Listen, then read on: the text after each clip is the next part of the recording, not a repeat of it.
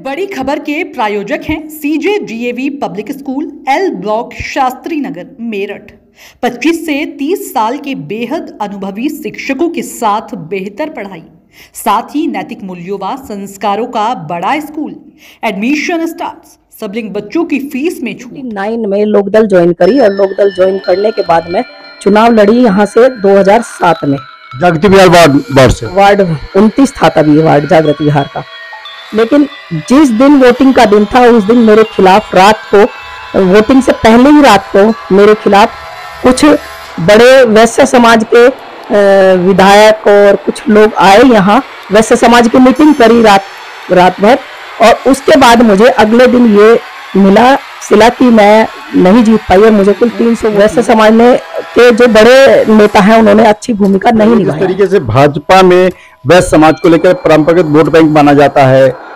आप दो चीजें आपसे पूछूंगा, क्या वैश्य समाज भाजपा में ही चुनाव लड़ेगा और भाजपा में चुनाव लड़ने वाले को ही सपोर्ट करेगा, या वैश्य समाज दूसरी पार्टी से? वैश्य समाज गर्त में जा रहा है। फाइनेंशियली सपोर्ट वैश्य समाज की है बीजेपी को, लेकिन बीजेपी वाले भी ये नहीं सोचते कि एक बार वैश्य समाज को टिकट दिया जाए। दो संगठन हो, 2 या 3, और 2-3 संगठन मिलकर काम करें। इतने सारे संगठन बनेंगे तो सिर्फ अपने फायदे के लिए संगठन बनाते हैं वैश्य समाज वाले, बाकी समाज के लिए कोई संगठन नहीं बन रहा वैश्य समाज के लिए। नमस्कार, रोजाना खबर में आप सभी का हार्दिक स्वागत है। मैं हूं विभूति कुमार। निकाय चुनाव का वक्त है, ऐसे में तमाम इंटरव्यूज हम आपको दिखाते हैं, राजनीतिक गलियारे से, सामाजिक गलियारे से, और चिंतन भी करते हैं कि समाज को लेकर निकाय चुनाव में कितनी भूमिका बढ़ने वाली है। वैश्य समागम हुआ। वैश्य समाज में एकजुटता के लिए कल शुभकामना बैंकेट हॉल में एक मीटिंग भी आयोजित की गई, जिसमें वैश्य समाज के प्रतिनिधित्व को लेकर बात उठी। वैश्य समाज भाजपा का परंपरागत वोट बैंक माना जाता है। ऐसे में अगर वैश्य समाज के लोग किसी दूसरी पार्टी से चुनाव लड़ते हैं, उस समय वैश्य समाज की क्या भूमिका होती है, तमाम मुद्दों पर बात करेंगे। और कल वैश्य समागम में वैश्य स्वाभिमान मंच की तरफ से जो वैश्य समागम हुआ शुभकामना बैंकेट में, वहां पे विजया गर्ग जी हमारे साथ, जो वहां उन्होंने अपनी आवाज बुलंद की। इनका दर्द क्या है, इसी जानने के लिए रोजाना खबर इनके जागृति बिहार आवास पर भी आया है। और सबसे बड़ी बात क्या है कि 90 के दशक में मेरठ में आयरन लेडी के रूप में मशहूर विजया गर्ग को हम आपको सुनवाएंगे, रोंगटे खड़े कर देने वाले। एक समय जिस तरीके से राजनीतिक गलियारे में विजया गर्ग की तूती बोलती थी, आज कम से कम ये है कि आरएसएस में रहकर समाज सेवा को निभा रही हैं और एक समय आरएलडी से यहाँ चुनाव भी लड़ चुके हैं। तमाम मुद्दों से, तमाम पहलुओं से पर्दा उठाएंगे, छुए अनछुए पहलू पर बात करेंगे।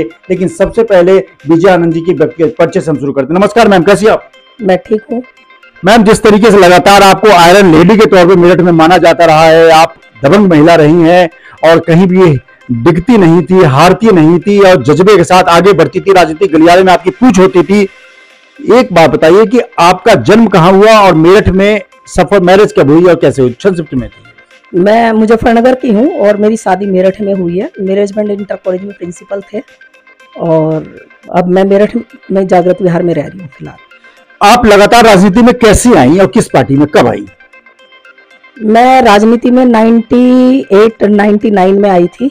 और पहले वैसे मैंने शशि मित्तल जी को चुनाव लड़वाया था जब मेरे बच्चे छोटे छोटे थे, और ये बात बहुत पुरानी है। जब वो लड़ रही थी सांसद का या विधायक का चुनाव, तब मैं थी। उसके बाद मैंने राजनीति छोड़ दी, अपने बच्चों पे ध्यान दिया। उसके बाद मैं 99 में लोकदल ज्वाइन करी और लोकदल ज्वाइन करने के बाद मैं चुनाव लड़ी यहाँ से 2007 में जागृति बिहार वार्ड से। वार्ड 29 था तभी ये वार्ड जागृति बिहार का। तब मुझे वैश्य समाज वालों ने भरोसा दिया कि आप लड़िए, हम आपके साथ हैं, आप वैश्य समाज की महिला हैं, आप लड़िए। पूरे वैश्य समाज ने मेरे साथ बहुत अच्छी भूमिका निभाई। लेकिन जिस दिन वोटिंग का दिन था उस दिन मेरे खिलाफ रात को, वोटिंग से पहले ही रात को मेरे खिलाफ कुछ बड़े वैश्य समाज के विधायक और कुछ लोग आए यहाँ, वैश्य समाज की मीटिंग करी रात भर। और उसके बाद मुझे अगले दिन ये मिला सिला कि मैं नहीं जीत पाई और मुझे कुल 300 वोट मिले। वैश्य समाज ने वोट नहीं दिए। वोट सिर्फ मेरे पड़ोस ने, आस पड़ोस ने और मेरे परिवार वालों ने दिए। जो 300 वोट मुझे मिले थे उसमें वैश्य समाज वालों ने, कुछ ही जो मेरे बिल्कुल हमदर्द थे और जिन्होंने चाहा कि हाँ विजया गर्ग बने, उन्होंने दिए। लेकिन वैश्य समाज ने के जो बड़े नेता हैं उन्होंने अच्छी भूमिका नहीं निभाई। अच्छा, एक चीज बताइए, जिस तरीके से भाजपा में वैश्य समाज को लेकर परंपरागत वोट बैंक माना जाता है, आप दो चीजें आपसे पूछूंगा, क्या वैश्य समाज भाजपा में ही चुनाव लड़ेगा और भाजपा में चुनाव लड़ने वाले को ही सपोर्ट करेगा, या वैश्य समाज दूसरी पार्टी से कोई चेहरा हो और उसमें चुनाव लड़ रहा हो तो वैश्य समाज अपने समाज के व्यक्ति को भी मदद कर सकता है, या ऐसा नहीं होता? ऐसा नहीं होता। अच्छा। हाँ, वैश्य समाज केवल जो कमल का फूल दिखता है वैश्य समाज को, वैश्य समाज को केवल कमल का फूल से जो भी कैंडिडेट हो, विधायक हो, मेयर का हो, किसी का भी हो, उसी को चुनाव लड़वाएगा। अगर वैश्य समाज का कोई कैंडिडेट किसी भी अदर पार्टी से लड़ रहा है या निर्दलीय लड़ रहा है तो वैसे समाज सपोर्ट नहीं करता भी। इसमें एकजुटता की बात कहाँ हुई? तो एक जैसे पार्टी की बात है कि एक पार्टी को आपने साथ जुड़ गए हैं समाज के लोग, तो इसमें वैश्य समाज का उत्थान नहीं तो पार्टी का उत्थान हुआ। वैश्य समाज का उत्थान तब होता जब आपको यहाँ पे सपा ने मेयर से आपको टिकट दे दे और वैश्य समाज के हैं आप और पार्टी सपा है, तो क्या ऐसे में वैश्य समाज के व्यक्ति की मदद नहीं की जा सकती? हाँ, मदद की जा सकती है वैश्य समाज के, लेकिन ये करना नहीं चाह रहे। वैश्य समाज गर्त में जा रहा है। फाइनेंशियली सपोर्ट वैश्य समाज की है बीजेपी को, लेकिन बीजेपी वाले भी ये नहीं सोचते कि एक बार वैश्य समाज को टिकट दिया जाए। कोशिश ये करनी चाहिए कि कुछ परसेंटेज वैश्य समाज के लिए भी रखनी चाहिए। शासन से मेरा यही अनुरोध है। अच्छा, ये बताइए कल एकजुटता की जो वहां पे बैठक हो रही थी, क्या आपको लगता है कि वहां कई तरह की बातें उठी? मैं भी था वहां पे, मतलब काफी संगठन है मेरठ में जो अलग अलग लोगों ने अलग अलग संगठन बना रखे हैं और तमाम चीजों के लिए, क्या आपको लगता है कि वैश्य समाज सारे संगठनों को खत्म करके एक या दो या तीन संगठन पे काम करे और एकजुटता हो, ऐसा कभी दिखता है? नहीं दिखता, लेकिन होना यही चाहिए कि सारे संगठन मिलके दो संगठन हो, 2 या 3, और 2-3 संगठन मिलके काम करें। इतने सारे संगठन बनेंगे तो सिर्फ अपने फायदे के लिए संगठन बनाते हैं वैसे समाज वाले, बाकी समाज के लिए कोई संगठन नहीं बन रहा वैसे समाज के लिए। वहाँ कई तरह की आवाज भी उठी कि दबे कुचले लोगों के लिए कितनी मदद होती है। जब सामाजिक संगठन, समाज की बात होनी चाहिए, न कि राजनीति की बात होनी चाहिए। संगठन के लोग किस तरह विधवा महिलाओं को या जो गरीब बच्चे हैं उनके पढ़ाने पे तमाम चीजों को लेकर मुद्दे उठे हैं। आप आयरन लेडी क्यों कहा जाता रहा मेरठ में आपको, वो बताइए, और आपने क्या किया? आयरन लेडी इसीलिए कहा जाता है कि मैं अपनी बात बिल्कुल स्पष्ट रूप से रखती हूँ। मैं उसमें कोई इधर उधर की बातें नहीं करती और जो मुझे सही लगता है मैं वही बातें करती हूँ। किस तरीके से आपने प्रदर्शन वगैरह भी किए कमिश्नरी उस पे और तमाम चीजों, क्या मामला है? जब वो किसानों के खिलाफ होती थी कोई बात या किसी भी अन्याय होता था किसी के लिए, तो मैं बिल्कुल पूरे जोर शोर से उस मुद्दे को उठाती थी और जो मेरी आवाज थी वो गलियारे में घुसती थी। हाँ जी, बिल्कुल घुसती थी। कुछ तोड़ाफाड़ी भी करी आपने अपने? खूब करी है, डीआईजी ऑफिस में इधर और डीएम के यहाँ खूब प्रदर्शन करे हैं जो हमारे से हो सका। लेकिन हमने किसानों की मदद और जो जिनके साथ अन्याय हो रहा था, जहाँ जैसे हॉस्पिटल में कुछ महिलाओं के साथ अन्याय हुआ था, वो मेरे घर आए और कुछ डॉक्टर्स ने गलत रिपोर्ट करी, तो फिर मैंने वो आवाज प्यारे लाल में जाके मैंने आवाज उठाई, उनके खिलाफ प्रदर्शन करे, उनके खिलाफ मैंने बोर्ड की मीटिंग बैठवाई। ये सब काम मैंने किया है। तो आपको कहीं ना कहीं ये मलाल है कि आप चुनाव जीत सकती थी, क्योंकि उस समय 1600 वोट वैश्य समाज के थे और अगर एक तरफा भी आ जाता या 90% भी आ जाता चुनाव जीते, कहीं ना कहीं मलाल है आपको कि कोई सपोर्ट नहीं करता? जी, मुझे बहुत पीड़ा है इस बात की कि अगर वैश्य समाज वाले चाहते तो एक तरफा मैं जीत सकती थी, क्योंकि उस टाइम पॉपुलेशन 2007 में बहुत कम थी यहाँ जागृत बिहार में और वैश्य समाज की एक अच्छी खासी पॉपुलेशन थी, 1600 वोट थी।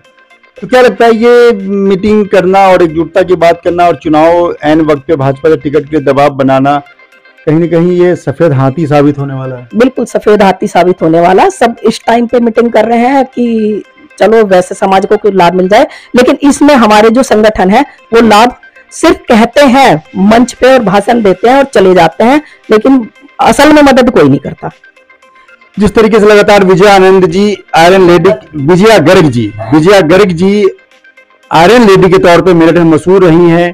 कल शुभकामना बैंकेट हॉल में भी इन्होंने बेबाकी से अपनी राय रखी और अपने दर्द, जो दिल की पीड़ा थी, उन्होंने सार्वजनिक तौर पे कही। हिम्मत की बात है और लगातार वो मलाल है कि अगर वैश्य समाज का कोई बेटा या बेटी भाजपा नहीं किसी भी पार्टी से खड़े हों, वैश्य समाज की हो, तो कम से कम उनकी मदद जरूर की जानी चाहिए। अगर किसी कारण से एक ही वार्ड में कोई 2 पार्टी से लड़ रहा है तो आप चुन सकते हैं कौन से, लेकिन एक वार्ड में अगर कोई वैश्य समाज का व्यक्ति भाजपा से लड़ रहे किसी और पार्टी से लड़ रहा है तो भी मदद की जानी चाहिए वैश्य समाज के तौर पे, क्योंकि समाज का व्यक्ति हर पार्टी में होता है, हर जगह होता है। ऐसे में वैश्य समाज को किसी एक पार्टी से बंद कर नहीं देखा जाना चाहिए। ऐसा ही कुछ है? बिल्कुल बंद कर नहीं देखा जाना चाहिए। अगर बीजेपी ये हिंदुत्व की बात करती है तो वैश्य समाज तो खुद हिंदुत्व है। वो पार्टी से किसी से भी लड़े तो हम बात तो हिंदुत्व की ही करेंगे, किसी भी पार्टी में रहे। हमें इससे मतलब नहीं है कि हम और की बात करेंगे। अगर बीजेपी वैसे समाज उसकी बात करते हैं बीजेपी वाले की हिंदुत्व की, तो हम भी वैसे समाज से ही है, किसी भी पार्टी में रहे हम हिंदुत्व की ही बात करेंगे। अच्छा, आखिरी सवाल आपसे ये है कि लगातार आप एक्सपर्ट रही हैं राजनीतिक गलियारे में, आपकी सत्ता हनक गूंजी है, आयरन लेडी भी रही हैं। वैश्य समाज उन्नति करे, इसके लिए क्या टिप्स हैं आपके पास? वैसे समाज उन्नति करे, एकजुट रहे। अगर हमारी आपस में कोई दुश्मनी भी है वैसे समाज की कोई किसी से, तो भी हमें दुश्मनी नहीं रखनी चाहिए। अगर कहीं किसी का काम बनता हो तो हमें उसको कर देना चाहिए और उसकी सपोर्ट करनी चाहिए, मदद करनी चाहिए। समाज की यही भूमिका है कि अगर आप बड़े व्यापारी हैं और छोटे व्यापारी को टूट रहा है उसकी मदद करें, उसे हाथ दें, उंगली दें और आगे बढ़ाएं। यही समाज का तारतम्य होता है। और शुभकामना बैंकेट हॉल में एक बात तो सामने आई कि होली, दिवाली, दशहरा और तमाम मिलन समारोह की जगह 10 लाख 5 लाख रुपए की बर्बादी ना हो और उसके बदले किसी समाज के व्यक्ति का उत्थान हो, किसी गरीब लड़की की मैरिज हो, किसी विधवा की मदद हो। तमाम चीज़ों को लेकर बात उठी और बात लाजमी भी है कि पहले भूखे को खाना खिलाया जाए, उसके बाद, क्योंकि जो कार्यक्रम में आते हैं वो कहीं ना कहीं भरे हुए पेट के होते हैं। ये हमारा सुझाव है। बाकी कोई ऐसा नहीं है कि रणनीति बदले, हर काम हो, होली दिवाली भी हो, लेकिन समाज की मदद भी होनी चाहिए। तमाम संगठन है, संगठन को लेकर भी आवाज़ उठी है, सब एक हों और एक मंच पे आए। कहीं न कहीं टिकट न मिलने की स्थिति में अगर वैश्य समाज 1-2 वार्ड का चयन करे, हर वार्ड में तो नहीं हो सकता, 1-2 वार्ड में पूरी फोर्स लगा दे और वैश्य समाज के बच्चों को जिताए, तभी सत्ता के गलियारे में आपकी हनक और आवाज़ गूंजेगी। इसमें कोई दो राय नहीं है। इंटरव्यू देखिए, समझिए और अपनी प्रतिक्रिया दीजिए। अब विजया गर्ग जी जो आयरन लेडी हैं, तमाम चीज़ों को लेकर आवाज़ मुखर करती हैं, इन्हें प्रोत्साहित कीजिए, इनके साथ जुड़िए। ऐसी महिला सशक्त व्यवहार कराए रखने वाली और दबंग वैश्य समाज में फिंगर्स पे होते हैं। नमस्कार। इस बड़ी खबर के प्रायोजक हैं CJDAV public school, L block, Shastri Nagar, Meerut. 25 से 30 साल के बेहद अनुभवी शिक्षकों के साथ बेहतर पढ़ाई, साथ ही नैतिक मूल्यों व संस्कारों का बड़ा स्कूल। एडमिशन स्टार्ट, सबलिंग बच्चों की फीस में छूट।